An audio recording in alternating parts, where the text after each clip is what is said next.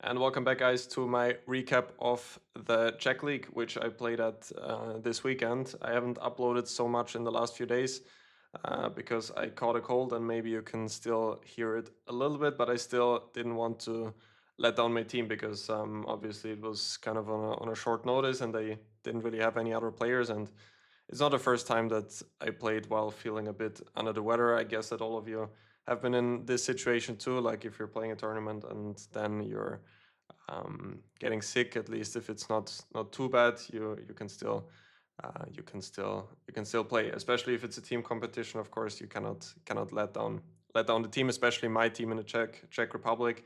I've been playing for them. I think this is now the second season, maybe even the third. I think it's the second still, and really like the team. Great team spirit, and yeah, lots of nice people on that team. It's always a pleasure to play in the Czech Republic. About the chess, it went pretty okay, I would say. I won my first game on Saturday with the black pieces against Grandmaster Martin Petr. And then on Saturday, we'll get to that game. After that, it was a draw. Was hoping for more in that game, but still 1.5 out of 2 is a pretty good result overall. All right, so let's start with this game where I had the black pieces, which was on Saturday. By the way, Martin Petr, at least if I'm informed correctly, is the either president or general secretary of the Czech Chess Federation. Just a quick side note. Yeah, he played e4. I played him only one time before that. I think that was in 2021 in a tournament where I made my first GM norm in the Prague Open. There, I think he went for knight f3. That game ended in a draw. But yeah, he went for e4 in this game. I went e5, and he played this bishop's opening. I actually didn't prepare against him specifically because you never know who you can get. And I mean, on the contrary to the Czech League, for the German League, for example, where the pairings I think now are released 3 hours before the game. In the Czech League, you're basically sitting down at the board, and then this is exactly the time when you're realizing who you're playing against, because they don't have this system that that you know the opposition beforehand, which has its upsides as well. Obviously, you cannot prepare, but so can't your opponent. He can also not prepare. At least on the Saturday's game. On the Sunday's game, it's more obvious how the opponent's team is most likely going to have the lineup. So he played the bishop's opening, which, yeah, I mean, anyway, I'm not really a Petrov player, at least not anymore. I used to play the Petrov a bit, but usually white starts with this move to avoid the Petrov, which arises after knight f3, knight f6. But he had other plans in mind rather than going for the Italian game. So this is what this anti-Petrov would be like, and then you can transpose to the Italian like this. Obviously, black also has the extra option of going c6 here, which is quite a serious extra option here. He goes for this knight c3, knight c6 now. Black has a couple of options generally, like you can also start with knight c6 and then go bishop c5 immediately, but I recall there are some strange lines like this. I don't know if there's queen g4 here. I think there's some strange line like this, which can be dangerous for black. I don't know if this is the case, but I've seen some games here. So I played this line with bishop b4 again, which I've already for the first time played against Ivan Šarić in the Croatian League just a couple of weeks ago, like 2 months ago. And Šarić against me went for knight f3.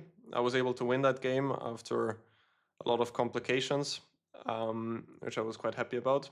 But in this game, my opponent went for knight e2. Apart from bishop e4, there are other moves. Bishop c5 still is possible, but recently they started playing this f4 here, and all of those complications, I don't really want to allow that. Knight a5 is a good line as well.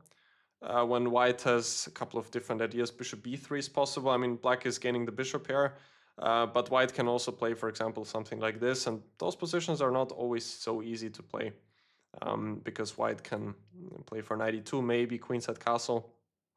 Black is fine, of course, but I like the line with bishop b4 quite a lot, intending to ruin white's pawn structure. Actually, how Šarić played against me, it was knight f3, and I think I went for some h6 just to avoid bishop g5, and then some position like this came out in our encounter when black is fine as well. He went for knight e2, which is the most concrete line, because now if I play slowly, then maybe he's going to go a3, and then he's ready to recapture with the knight. Also, he's going to have options for f4, so if castle, maybe white can also castle short, and then either a3 and or f4 could come. So d5 is the line here. E takes d5, knight takes d5. Obviously, this is working because of the pin. Therefore, white cannot take the queen on d5. So short castle, bishop e6. This was still more or less, I mean, this is more or less theory. I was still aware of that line, but apparently he wasn't, because now he took with a knight on d5. The main line, which I still remembered, was bishop takes d5, bishop takes d5, and now f4. Which is actually quite a tricky line if black doesn't know it. I think that Nakamura used to play that from time to time, at least in online games. And if black doesn't know the best move, which is, I think, f6, at least that's the move I wanted to make, then it can be a bit tricky, because if you take on f4, knight takes f4, the bishop would like to go back to e6, but this is of course now pretty bad, because the king is weak, e6 is weak as well. And I mean, I guess you can take on c3, but then white can play c4 next. And anyway, bishop is a bit in trouble, because again, bishop e6 could run into knight takes e6.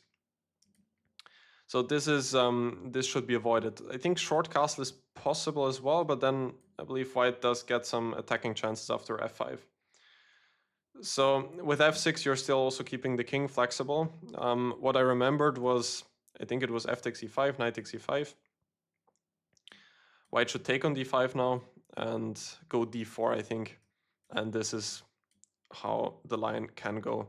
Knight takes f4, bishop takes f4, I think something along those lines. I actually was calculating this in the game, if you can go queen g4 check, but I mean, yeah, d4 should be hanging as well. I was looking at something like this, and now queen g4 I thought does not work, because after f5, queen g7, I have rook g8, and he's gonna have some problems with g2. Of course, white doesn't have to go for that. I think like taking on d6 should be just an equal heavy piece endgame. But this is how the line goes. Instead, he traded everything on d5, and now realized that I already have to be at least more comfortable here. Played knight g3, which I thought was logical, and I went for queenside castle, which just felt like the right approach here. I still spent some time, because I am offering a pawn on g7. Instead, if I castle short, I'm analyzing without an engine here, by the way. I didn't like the fact that he has queen g4, knight f5 coming. I'm not sure in which move order, but it just felt a bit wrong casting short here, especially after he played knight g3. So queenside castle, and he didn't go for this pawn grabbing. I calculated a little bit, but I felt like it just should be very dangerous. I was intending to go h5 here, which anyway can be useful to get h4, and also I'm not allowing him queen h6. I guess something like this should also be possible, but I just didn't want to allow his queen to go here, and now it might be a bit difficult for me to get things going. Also, this could be still good compensation, but I thought h5 would be stronger, and quite often I'm actually even threatening to trap the queen, like bishop e7 followed by rook g8 would trap the queen.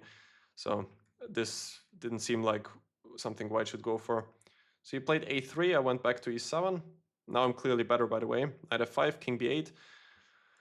Not entirely necessary. I could also go for bishop f6 first, but I thought anyway king b8 is going to be a very useful move.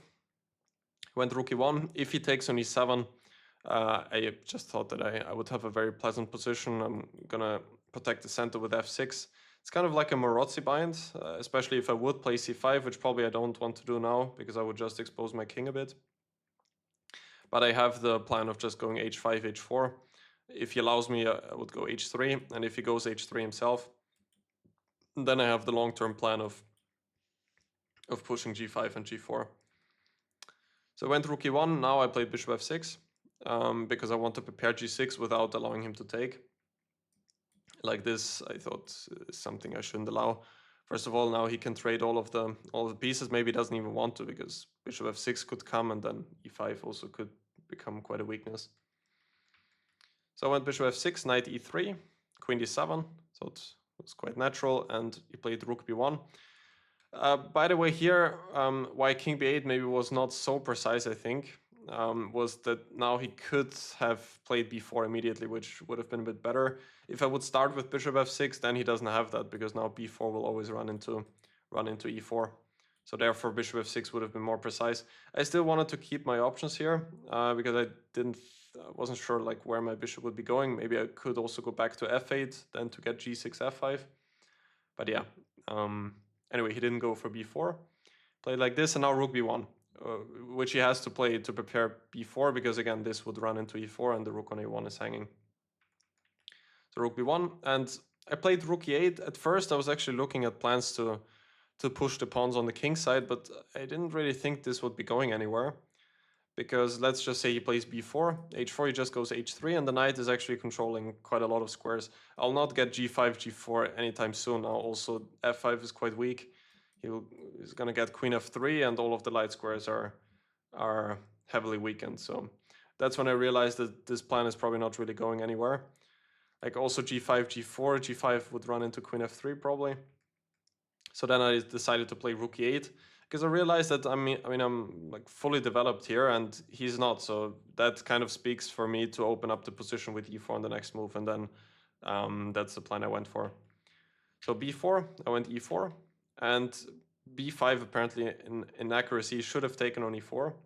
And this is the line which my lead chess is giving me, bishop c3, which I'm not sure that I would have played actually. I was just looking at taking on d1, which looks like the most natural move. And I still felt like I can have some chances here, because his queen side is a bit weak. My king is already quite nice on the queen side itself, because it can be useful here. And yeah, could have some ideas like rook c4, like for example, if he goes bishop e3, can go after this pawn. But yeah, it makes sense that this would have been better for my opponent. Instead, he went b5. I went knight d4. I was actually looking at knight e5 as well here, and after d takes e4, then something like queen e6, but I wasn't so sure. Like, I am giving up a pawn, and I was not 100% sure that it's actually leading anywhere. Like queen e2, knight g6 looked quite promising, with ideas like knight f4, sometimes even queen a2. This rook can be in trouble. But I think what stopped me was actually the strange move bishop d2, because I thought knight d5 doesn't work because of rook takes d5, and then I will get knight f3, g takes f3, and this position is losing, because I mean the pin is just unbreakable. Even immediately I could go for bishop g5, winning material. But actually I was not so sure about bishop d2 here, which of course is running into the pin, but now he's actually preparing knight d5, and the square on d5 is quite nice for the knight, because I cannot kick it out with c6, because the b file would open up and my king would be in trouble. So yeah, then I just decided on knight d4, which should be good enough. D takes e4, now I can just take back the pawn. Anyway, this was the strongest. He went for c4, another move that I certainly did not expect, but now I actually spent some time, because he does have the idea of getting the knight to d5, and once the knight appears on d5, it's not a bad piece. And I decided to go for knight f5 after some thought, which I think was time well spent here. My first idea was just to go queen e6 or queen e8, wasn't sure about that, just to get into this, like to threaten some knight jumps perhaps. But I was actually not so sure what my threat is. Like, I have knight f5, but like not 100% sure where my what my actual threats were. Like, if I'm thinking, what I think also here bishop d2 was the move I was looking at. And again, if white gets knight d5, I was not so sure how it is there. Also here I should be better, but I decided that knight f5 should be quite a practical solution, because if I'm exchanging queens, then his pawn on c4, among other things, are going to be quite a big problem. And there is probably nothing better for him than to exchange queens, because, for example, if he goes queen f3, I was intending to go queen d3, and now his rook is in quite a lot of trouble. And yeah, rook d1 doesn't work here, by the way, because of this trick. Maybe I can even take on b1, and that should work too, because d8 is protected. but this wins even faster because there's a checkmate, only one in the end. So he decided to go for the endgame, took on d7, rook d7, and now c5, which is probably still the best practical try, trying to get c6, after which my king is a little bit weak on the back rank. And here I went bishop g5, which computer doesn't like so much. I thought afterwards, or I mean, while I was thinking maybe rook d3 would be stronger, which, whoops, I think was also the case. What I didn't like about bishop d4, which is also logical, was that now after c6 I don't get rook d3. So that's why I wanted to play bishop g5. But I think rook d3 would have been even more precise, because if he goes c6 now, then what was I thinking here? Yeah, exactly. Then this pawn on a3 could be hanging immediately. Like if I take on e3 now, usually he wants to take with the bishop. Actually, he can take with the bishop, because now after rook takes a3, there's going to be bishop takes a7. Yeah, I guess rook d3 is stronger, yeah? And c6, bishop c3. Yeah, rook f1, knight d4, just playing for activity. This is what the engine is saying here. Anyway, bishop g5 I think is also a fine move. I mean, there's nothing wrong with it. Might have been something stronger, but yeah, didn't want to spend too much time here anyway. I already spent 10 minutes here and then decided just to make a move. He played c6. I was thinking though that his best chance was probably rook b4 here. And then I would have probably gone into this endgame, take on b4, knight takes e3. I think he has to take with the bishop. And then this rook endgame, which seemed quite dangerous for him. I was thinking that this is probably still his best chance, but I mean, his b4 pawn is a bit weak, and my king is already quite useful on the queen side. Like, I was thinking even to go a6 immediately, breaking his pawns here, and after taking, trying to get king b7, king c6, king b5. I think white still has some drawing chances here, but at the very least it looked like quite an unpleasant rook endgame. So he went c6 instead, but now rook d3. This is the point where I wanted to put the bishop to g5. And bishop b2. Computer says king f1 is the best. I guess with similar ideas, just that he will have a better version. Like if I take on e3, then I don't know what he does now, but yeah. Again, maybe going to rook endgame is possible, like this. And again, he has this idea with rook d1 followed by rook d8. And actually, there's quite a nice trick which I wanted to show later. But if I go king c8, I thought I'm losing here because of rook d8. King takes d8 and c takes b7, and there's no way for me to stop white from queening. So king f1 would have been better. Of course, I don't know if I need to take like this. Maybe I can take with the bishop. Might be a bit more precise. And then maybe I don't have to take immediately, or I don't know. Here, for example, I could do something else rather than taking. And just because like my pieces are all very well situated, and how does white even improve his position? Like I can go for something like f5, maybe b6 followed by a6, breaking the structure here. So just doesn't really look great for white anyway. He went bishop b2, and now, okay, I just took on e3. King h1 was a mistake. I thought he would make that move, but I did think that king f1 was better, just because his king is way too far away from the action. But of course, king f1 also looks risky because I have ideas like rook d2 followed by rook f2, but he still has rook e2 here. Still, I'm better after many moves like g6, for example, just protecting the pawn, then f5, and I have a lot of activity, and white is not really getting in on the d file, I think. But he played king h1, and now his king is just too far away. Also, there are some ideas with back rank mate. Played rook bd1. And actually now my first idea was to take and now go bishop d2. This was my first idea, but then, I mean, I realized pretty quickly that here I'm losing because of bishop c3. And now rook e1 is protected. Now he's just winning the piece. And otherwise I'm losing the bishop because I cannot take because of back rank mate. So that was good that I saw that in time. But I have quite a few other ideas. For example, what I played in the game, taking on c6. Again, this king c8 loses because of rook d8. King takes d8, c takes b7. This is actually the point where I wanted to show it. But yeah, it's quite a nice motive. And I was happy to see it in the game. So I took on c6 first, just immediately to get rid of this idea. And now I went a5, which I think was another precise move. a6 was a move I thought about first, which strategically makes sense because I don't want to place my pawn on a dark square necessarily. But here I thought that my king could be in some trouble. Like, just if you imagine some position like this and white gets bishop d4, then I don't have the a6 square.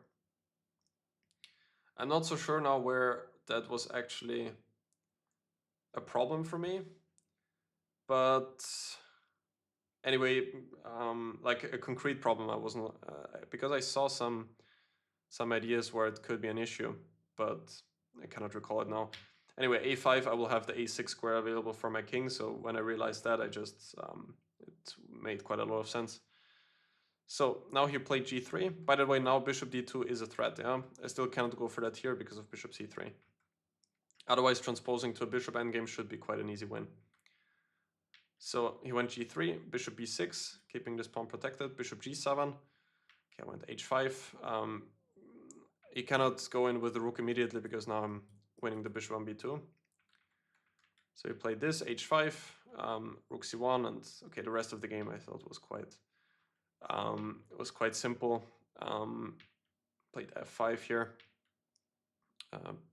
bishop h6, and now a4, and here actually he resigned. There's just one trick which I generally need to watch out for. Like, for example, if I go rook e6 trying to grab the pawn, then I cannot take it immediately because of a4 when I'm losing the rook. That's also why I played a4 here, fixing a weakness here. And I thought that rook c4 next would probably be the simplest win on the next move. Just again going into a bishop endgame, but I have a couple of other options as well. Like, can probably go after the pawn like this too. So that was the first game. Quite happy with that one. I don't think I made a lot of mistakes. I mean, there were like 1 or 2 moments where I could have played more precisely, but I think overall it was quite a clean game. All right, so let's head on to the next game, which was on Sunday against Jakub Stinka, who is born in 2003. And I opened with knight f3, d5, d4, so I didn't go for the ready this time. Instead, I went for the classical queen's gambit, bishop e7, and now bishop f4, short castle e3. Which I still prepared a little bit for that game, but he has only played b6 in the past, so this is what I looked at. But instead he played knight d7, which I at least didn't find any games from him. Of course, quite a solid line. Generally, black has 3 options here, either b6, c5, or knight d7. After knight d7, the main move is c5, which is also possible. And typically what you're going to get is some position like this, when white is often a tad bit better, but black is quite solid. Some lines like this where black then tries to exchange a bishop with bishop a6. So this is the main theory there. There are also other ideas, like white can, for example, try a3. Generally, black is preparing c5 with knight d7. This is one other pretty theoretical line. Take on d5, d takes c5, and knight takes c5. Actually, it's important to know this line a bit for what I'm about to show you in the game, because it's quite similar. I actually had a game with black here. Generally, black is going bishop f6, and white then usually goes bishop e5 and like this. Black is typically quite okay here. Also, the b3 weakness can play quite a role. Like, often white would like to go queen d4, but now it's not possible because of knight b3, which is going to play a role in the game in a second for what I'm about to show you. Like, I think bishop f5 is a move here, and generally black is quite active, and it compensates for the weakness on d5. Yeah, but this is another possible line for white, quite safe, but also very solid for black. So I went for c takes d5, which, yeah, as you can see, I spent some time here because I was figuring out my options. I knew quite a few lines here which I can try with white, but I was thinking which one to try for this game. And I had a look at this coincidentally a couple of days before the game, when I was just checking the line out of curiosity, like rechecking it again. And this seemed like a nice one-game try. So first of all, black really should take on d5 with a knight here, because e takes d5 leads to quite a nice Karlsbad. can probably start with bishop d3, c6, h3. And now with this setup with knight f3, actually having the bishop on f4 is quite useful. Because if we imagine, I don't know, let's just say a position like this with a bishop on g5, then black's usual idea to equalize, actually something like this, for example, is to go knight to e4.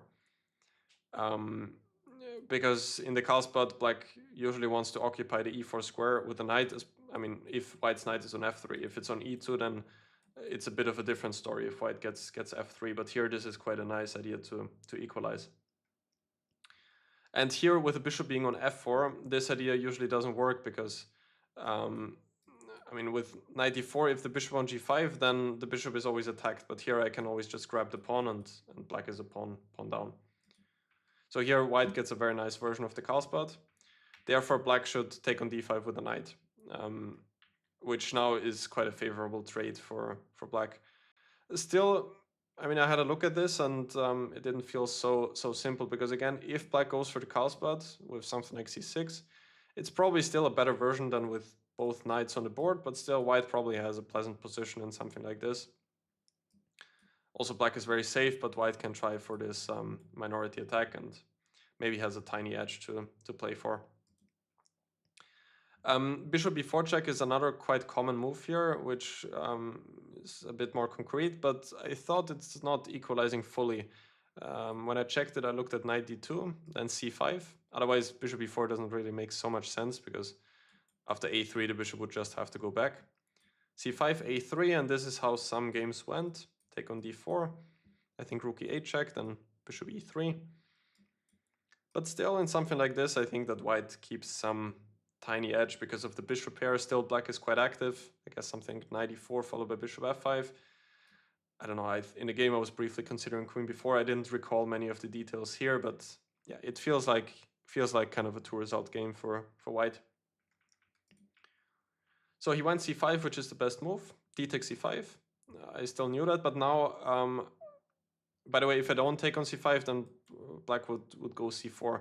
Like, for example, if short castles c4, still a playable position, but black has a lot of counterplay on the queen side with b5 and b4 to come. And after d takes c5, I actually only checked the move queen a5 check, which I remembered that it was the best move for black and not a super important move, but by far the cleanest equalizer. And after queen d2, then to go for this knight takes c5. And yeah, black is of course fine, but I thought it's like an idea for one game. First of all, black needs to find all of that. I'm not sure queen a5 is, yeah, it is a logical move when you think about it, but if you've never seen a position before, maybe it doesn't spring in your mind immediately, which was the case for my opponent too. And still, white can play against the isolated queen's pawn. Of course, it's a bit difficult because black has a lot of activity, but this is what I was intending to go for. He took on c5, short castle, bishop g4, and now bishop e2. And this is what I was mentioning earlier, that it is quite a similar position to which we've seen in this a3 line. But I actually thought that not having a3 can be advantageous for me in some circumstances because black doesn't have some knight b3 ideas. Still, black is very, very safe. He went bishop f6, h3. Bishop h5 back. For example, if bishop f5, then this would really make a big difference because now after knight d4, if I take on d4, okay, I could take back ed, but queen takes d4, now there's no knight b3. So this is one of the cases where not having a3 is quite a big bonus. Actually, I'm not sure if queen takes d4 or e takes d4 is even better here, because after this, maybe black can equalize with some d4, but yeah, still goes on after rook d1.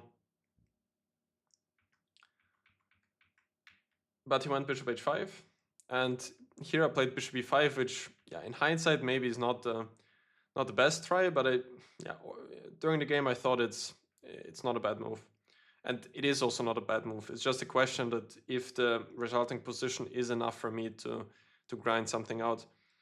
Instead of bishop e5, I mean, I didn't really consider so many other options. I was looking at rook c1, for example. But then after knight e6, I didn't really see what I can do. I mean, maybe I can just go... Even knight e4 was possible. Like here, maybe I can drop back with the bishop, and if he takes, then rook b1, and then take on b7 next. But also knight e4, it seemed like he's quite active, because now he's actually threatening to take here, because after rook b1 there's knight c3. And I don't really have such a great square for my queen, because queen b3 always bishop takes f3, and then knight d2 is coming. Yeah, let me quickly check what are the other options here. Rook c1, in fact, it says is the best move. I mean, bishop e5 is also fine, but yeah, now he says bishop e5 is the best move, so it's not 100% clear, actually. But now it gets quite forcing. If black does something slow now, I mean, he took on f3 in the game. If he takes here, then yeah, black is still not lost or anything, but white has a nice position. We will play against the isolated queen's pawn, and yeah, black is worse. There is no doubt about that.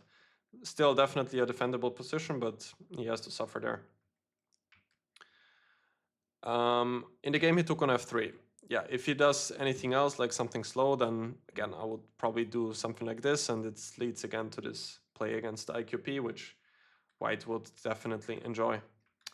So he took on f3, and now this is also why I spent some time on that, just to make sure that I'm actually not blundering anything, because I am a piece down momentarily. Taking on f3, take on f6, and now he took on e2, and this is the position we got, and now I had bishop e7 just in time, gaining back the piece. Actually, before we go to that, I also spent quite some time on this. If he takes back with the queen on f6, bishop takes f3, and now queen takes b2. Otherwise, if he doesn't take this, then I can consolidate and again play against the isolated queen's pawn. Maybe he can try to push d4, but not sure. Taking on d5 seems risky, but I don't know if I can do that. But in the game, I was thinking that rook c1 is coming next, like for example like this, and yeah, black is suffering. But what I was looking at was queen b2, and now at first I was only looking at queen takes d5, but after some point I realized that this is probably the wrong way to recapture, because it makes a lot of sense, but having the bishop on d5 is a lot better. At first what I missed was that if he goes some rook d8, for example, that I'm in this pin, but I have an easy way to untangle with queen f3. And more importantly, I realized that there is this tactical shot with bishop takes f7 check. Cannot take with the rook because d8 is hanging. And after king takes f7, there's queen h5. Picking up the knight on c5, I thought that was quite a nice geometry here. And apart from that, I thought at least he was worse, because I get queen f3, and this f7 pawn is always a target. And generally my bishop is stronger than his knight in this open position. Queen takes d5 was less clear to me, because he goes rook c8, then b6, rook d8 if he can, and I don't really have any clear targets, which is not the case if I take with the bishop. Anyway, in the game he took on e2, and this is the forcing line we got. Now bishop e7, otherwise I'm just a clear piece down. And now he has a couple of ways to give back the piece. He went for this opposite color bishop endgame, which I was actually very happy to get at first, but after some thought I realized that it's not as much as maybe I thought it would be. I mean, obviously I realized that I won't be winning out of this, because opposite colored bishops have a huge drawing tendency. But with this isolated pawn, it's definitely a bit unpleasant for black. He also has some other ways to give back the piece, like he can give back the bishop on d1 by going, for example, rook c8. But I thought that would be worse, because now he doesn't even have a great way to defend d5. So he probably has to go for this endgame, which is quite interesting. I hope that I won't go in too much unnecessary detail, but let me try to highlight the most important parts here. So bishop d4, he went bishop d7. I was thinking that rook c2 is also an idea. I mean, it's not like the rook is doing so much here. I can also exchange it. Like I can go bishop c3 and then rook c1. It's even a bit strange, because the rook is sort of trapped here. I just don't have any way to actually capture it, because my king would need to run to d1. Even then he has bishop d3. And yeah, my king is just not going to get to d1. And generally, a question which appeared to me was like, obviously I need to keep at least one pair of rooks on the board to have any winning chances. If all rooks are exchanged, it's just a clear draw. But I was wondering during the game if exchanging one pair of rooks is favorable for me, or not. And I came to the conclusion that, at least from a winning perspective, I should probably keep both rooks on the board, because it will probably make his defensive task a bit harder. He will also have more counterplay in some instances, though. So yeah, it was a tricky question. Anyway, I decided to keep rooks on the board for the very moment, and I played rook d1. Generally, strategically speaking, my plan is going to be to play on the king side with g4, get my king to g3, and just gain as much space as possible there. And the obvious move here you can see I spent 20 minutes here. The obvious move would be g4 from that regard. But what I didn't like was that he can go h5 immediately. And taking here, I won't be in time to create anything because he has g6. That was my thinking process. And after this exchanges, I didn't really see what I can play for anymore, because I need to keep some pawns on the king side to attack something in his camp. And if I go f3, then I thought he would actually go rook c2, and he will get a lot of activity, and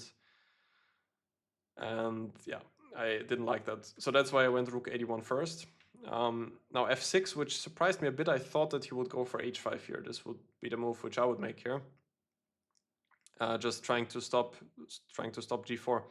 Another question is how I would continue now, because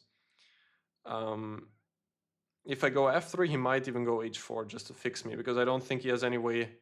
I don't have any way to win the pawn. Like if I go bishop c3, bishop e6, rook d4, maybe you can go rook c4, protecting the pawn, or g5 at the right time could be another opportunity for him as well. Yeah, but also like maybe now h4 is actually a positional threat. So this is the move I was expecting. I was intending to go for something like this: bishop c3, bishop e6, and now maybe rook d4. But that brings me now to actually to the game, because it's quite an interesting structural change which could be possible. And I think that here, in general, I should, in hindsight, maybe I should go for rook d4. In the game, what I underestimated perhaps, was this structure. After rook c4 taking, that I might actually have some chances here. And in the game, I thought that he would get the king to e7 and then go rook d8, and then it's just nothing. But I'm not so sure, because the thing is, his pawns on the queen side he doesn't really have an extra pawn there. Technically he does, but there's no way for him to make use of it. First of all, now I might be threatening to go in here. So let's say he goes king f7. Again, my plan is going to be to mobilize the pawn somehow. Like, let's say I go f3. And if he wants to start with something like b5, even if he gets a5, let's just say this, I just go a3 and there's no way for him to get b4, because if rook b8, I can just take the pawn on a5. So his extra pawn is basically worthless here, because my bishop on c3 is just on a perfect square. Now let's go to the other thing, like if black goes king e7, for example, followed by rook d8. First of all, what I missed was that I have bishop e4 check, and then if king e8, I have rook d6. Maybe, anyway, not a huge deal, because, I mean, this is what I quickly checked on my phone after the game, but maybe you can just go bishop f7 and then rook d8, and perhaps I don't have anything. Well, maybe rook d4, rook e4, some ideas like this. Bishop g6, c4 is hanging. So yeah, that would be the option. But the funny thing is, even if I allow rook d8, obviously I shouldn't trade, but even if I go for something like this, actually I thought he would put the rook to d3 and it would be quite annoying. But what in fact is the rook doing there? And now again, my plan is going to be g4, h4, at the right time g5, maybe e4 and bring my king to f4.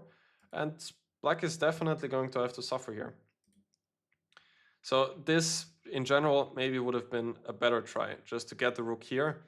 I mean, if black is smart, maybe he doesn't allow that. Maybe he goes rook c6, and then rook c8, and then rook c4 in the next move. Maybe that would be better. Question is if I don't know if I can try to create some weaknesses here, like rook b4, b6, rook a4, something like this. If it's doing any good, yeah, might be an idea. Anyway, could be quite similar to the game anyway, but I just thought it would be quite an interesting aspect. That the structural change, actually, it's not so sure that it's so great for black. In the game, I went g4. He went h5, good move. F3, king f7, king g2, and what he defended very well, actually. That was a thing. Maybe I had many chances to, or at least some chances to put more pressure, but in general, I had a feeling that he defended pretty well. Like, another thing which I thought was quite smart from him was that he didn't take on g4, because if he does, probably there's nothing wrong with it, but at least I will have some hopes of getting play on the h file, which in the game you're going to see that it could have played a role. One move, however, which I did not like, was b5. Computer doesn't care about it and says it's fine, but I was quite happy to see that, because it feels like it's more weakening than anything else. Probably it's wrong, probably it's okay, but I was just a bit surprised that he plays b4. I was expecting him just to kind of wait here. But objectively, there's absolutely nothing wrong with it. I played a3. However, a5 followed by b4 I thought was the wrong plan, because he's only giving me an extra file there. I don't know what I'm even doing now. I was thinking about rook d4, which completely stops b4 because I'm winning the pawn. But even, let's say, if I allow that, I was not so sure if it's so great for him, because now whenever this rook leaves, I will have rook a1, rook a7. So it's kind of just like an extra file for me. But he didn't go for that. He went g6, which protects the h5 pawn. It is kind of a weakening move, though. Again, this was a bit surprising to me. I'm not sure what even my plan would be. At some point, I thought that f4 could be an idea. f4 and f5. That was probably his main idea, to go g6. But it's not so clear if f4 is such a huge threat. Like, let's say he goes a6, f4. Maybe he can go g6 now. Yeah. But he did so immediately. And I went rook f1, which mostly had the intention of trying to confuse him. Still, maybe with the idea of going f4, maybe with the idea of going e4. I was just trying to get him to spend time to get into time trouble. Rook f1 and now rook d4. I didn't really see what other moves can do for me. Maybe e4 I could try. I didn't really think about that in the game. Maybe briefly, but I guess my problem was rook d8. Because if he takes, then maybe there's some pressure on f6. Still, the question is if he can go f5 here. Maybe that works. But also rook d8 just protecting doesn't seem like a big deal for black. So I went rook d4. Yeah, if he takes, bishop takes d4, it should also be fine. I don't really recall what even was my intention here. I thought that maybe I could put bishop c5 and then b4. That couldn't be an idea. Because if rook c1, there's always going to be rook c8. Yeah, still a draw, of course, but I can kind of shuffle around and wait for some chances to appear. Maybe with f4 at the right time. Or maybe h4, king f4. Yeah, some ideas, but of course it should be a draw. So he went a6, and now I decided to take on c4, because otherwise I didn't see what I could do. Again, f4 is not really threatening anything because of rook g8. It was quite an interesting move by him, actually, rook g8. Pretty nice prophylaxis against f4, f5. So I took on c4. At least now I'm getting my other rook to d4, and then I thought I have ideas with rook f4. But now he went for g5. And this is what I've been talking about earlier. Now, if this inclusion is there, then he's always going to need to watch out for ideas with rook h1. So I thought that was quite smart that he kept the tension. And anyway, always if I take on h5, then he's going to have rook h8, just winning back the pawn and having a weakness on h3. So the next phase of the game, like, it was move 32, and I was kind of shuffling around because I still, like, I didn't really see a clear plan. First of all, I was waiting for my chance. Maybe he would make a mistake at some point. And also I wanted to keep the pressure because it was a team match after all, and we were only up by 1 point.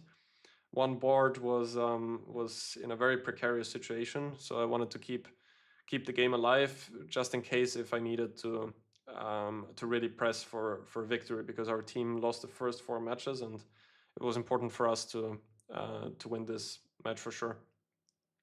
We drew the match on Saturday, by the way. It ended 4-4. Yeah, so here he waited around. Generally, I have two ideas. First of all, is I could push for f4, but that definitely doesn't work if his rook is on g8. And also my king being on g3 makes it a lot harder because, yeah, g4 is always going to be a target then. A second idea would be to push e4, which eventually I also did go for. Like, for example, here was, I guess here it could have been an option. But the thing is, I'm not even threatening anything. He's probably not going to take on e4, because then f6 would be weak. But apart from that, like, okay, let's say he takes now, and I don't know if he takes actually. Let's say he goes rook d8. Like, if I take on d5, I'm not really gaining anything. And apart from that, e5 is sometimes an idea.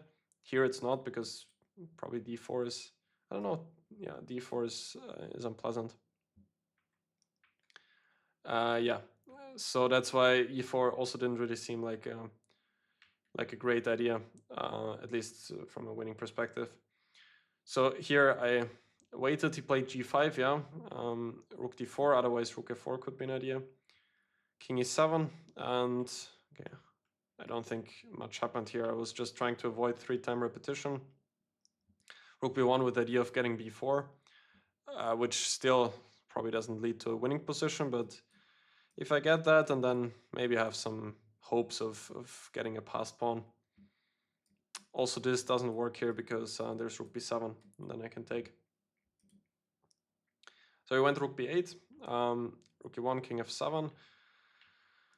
And I was looking at a couple of ways to, again, rook c1 with the idea of getting b4. Like, if he waits like this, then I can do this, and rook b7 gaining back the pawn, and finally my rook entered at least. So rook b8, okay, I waited around, and I think an only idea which I saw was if he goes rook h8 here, then I thought I could have h4, take on h, take on g4, take on g5. Still, definitely all of it is a draw, like maybe even rook h3. Yeah, king f7, take. I was looking at the same option with the bishop on d4. Because then I'm winning the pawn on f3. Here I'm not even winning it because he has bishop g4. Like the same position with the bishop on d4. I thought I have e4 here. Probably still a draw, but like I was thinking that in like same position with bishop on e6. I mean, like if I win this pawn, I might have some ideas to try and run with my king to this pawn, but if black is careful, it's probably still a draw. Like if he goes a5, a4, let me just quickly check. Yeah, still a dead draw anyway. So I just didn't really see an idea. I mean, pushing f4, like for example, I could do it here. It just doesn't matter how he takes, because I thought there was one precise way, because if he takes here, then I might have the idea to go f5, then take on g4, which is anyway a draw as well probably, but he doesn't need to allow that. If he takes first and then goes rook g6 and then take on g4 next, and it's just a draw. So yeah, I continued waiting, and at some point then I played e4, but he took on g4 and played rook d7, and okay, I took on d5, and here we made a draw. The only other option to keep the game going was e5, but I didn't really see what this is giving me, because like if he goes f5, I think the computer was then showing that I can still do this and put my king there. But yeah, for example, now I'm just thinking king e3, rook h7. It just feels like black is getting quite a lot of activity. What is the computer saying here? Anyway, it's 0-0, but actually here saying it's something because of rook g2. King d4, still a draw, but maybe I can do or pretend something. Bishop e6, and yeah, getting the king to g6 is of course a safer alternative, and maybe getting the king to f5, that's better for black. Yeah, so interesting endgame. I thought it would be more. I mean, he defended quite well, as I said. maybe a better try is to go for something like this.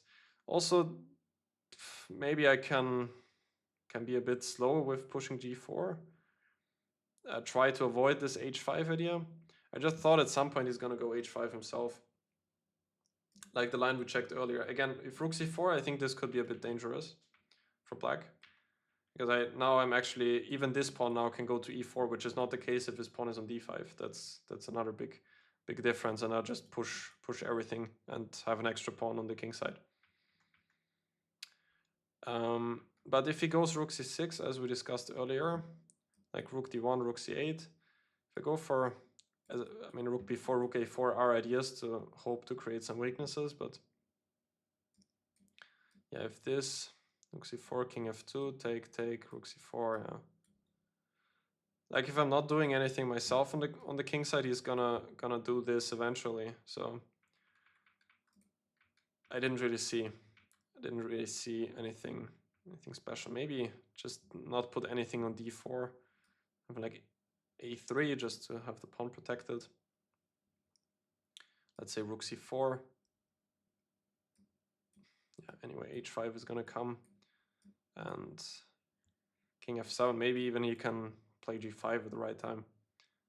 So it's difficult for me to see what to do here. I mean, no question about it that it's a draw. I was just, yeah, thinking that it could be more for me. Anyway, the recap is already way too long. If any of you are still sticking around at this point, congratulations, you have done it. Hopefully some of this has been interesting for you. Overall, I should not complain about the weekend, especially in my health condition. It could have been a lot worse, and having a score of +1 is quite decent. So thank you guys for watching. I hope to be back a little bit more in the next few days, uploading more. Apart from that, yeah, thanks for watching. If you liked the video, don't forget to leave a like and subscribe to the channel. Apart from that, I'm gonna see you guys soon.